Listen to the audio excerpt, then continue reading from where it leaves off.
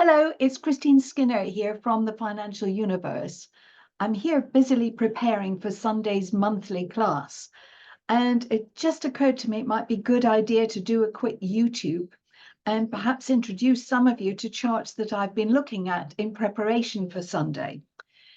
Sunday's event is going to cover many different things, including, I see on my board, charts for Turkey, Israel, Iran, the USA, gold, silver, Tesla, and I want to look a little bit at the forthcoming eclipses in September. But for now, I wanted to show one of my favorite charts. So if I can just go on to here, let me just show you this. I think we can do this. Here we are.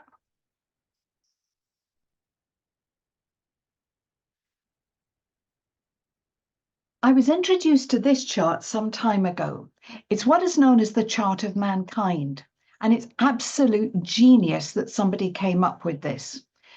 As you probably know, the two planets Neptune and Pluto meet up, roughly speaking, every 500 years. The last time they had a conjunction was about 1891, 1892. They did it a couple of times as viewed from Earth. If you take the solar eclipse that immediately preceded their conjunction, you end up with what is now known as this chart of mankind. And you can find degrees of the zodiac that are particularly sensitive. So this is the chart. It's set for London, but you will want to set it for the capital of whatever country you're in.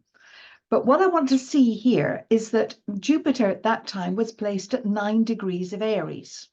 Now, it's true for any degree of the zodiac, there will always be a solar eclipse coming up to cover that degree. But this year, on March the 29th, there was indeed a solar eclipse exactly at 9 degrees of Aries. And we know with a solar eclipse that that's actually just a sophisticated kind of new moon. And what happens is that it's a new moon, which means a fresh start, and there will be days thereafter where the action is triggered. If you think of it like this, a new moon is when you sort of put the seed into the ground. And of course, you don't actually see it because it's covered by Earth. But then there are times as the seed germinates where you can see signs of life. An eclipse is exactly the same thing. There are dates that come that make you see the signs of life that are connected with that eclipse.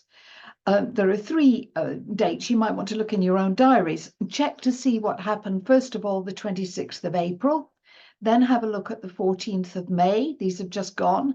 And what we have to look forward to is the critical date, which will be the 1st of July, which is when the sun will have arrived at 90 degrees away from that solar position. And that's when you can really see the first shoots emerging. Now, this was actually the chart for the recent solar eclipse. And there you can see there, the sun and moon were both at 9 degrees of Aries. They were almost, but not quite, at right angles to this one, which you probably know, this is Mars. And it's arguable that when the sun gets to 22 degrees of Cancer, which is not until the later part of July, that there will be further action that's related to that eclipse. Now, the thing about an eclipse is that they follow a pattern. So this won't be the only time that there's been an eclipse at that degree. And as we know, the news has been dominated since March by the potential war or conflict rather between Israel and Iran.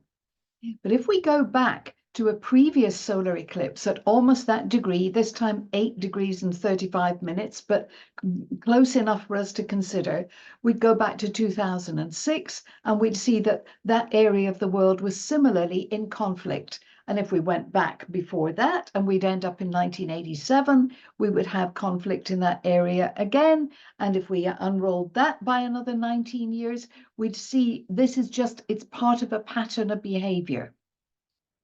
So the thing is, are we going to get out of this? Well, the good news is that there's a new moon next week on the, today actually, today.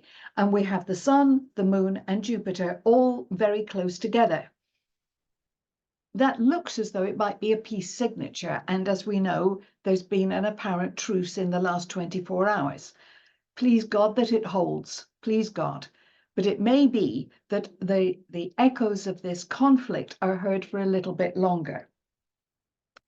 I have some concern about this. As I've explained, the sun has yet to touch the Mars point, and I don't think we're going to be in the clear of this for some weeks yet, but I don't want to think negatively, of course. If I fast forward to the coming full moon, which is on the 10th of July, I will end up with this chart. Now I've set this one for Doha in Qatar. And if I put the full moon there, I find the full moon exactly on the axis for Qatar, which suggests to me that Qatar is going to be very much in the limelight for the next few weeks.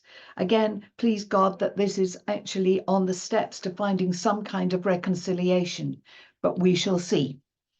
What is concerning is that if I take the chart for that full moon, which is the 10th of July, and I look at the astrocartography for that time, I find that there are lines picking up Jerusalem, which you can see here. You can also find a line, although it looks a little bit faint on here, but it's very close to Tehran, which again puts those two areas of the world very much center stage and in world news. And then you have those crossing lines very close to Doha. So, as I said, I don't want to think negatively, but it looks as though this issue is going to resonate for some weeks yet.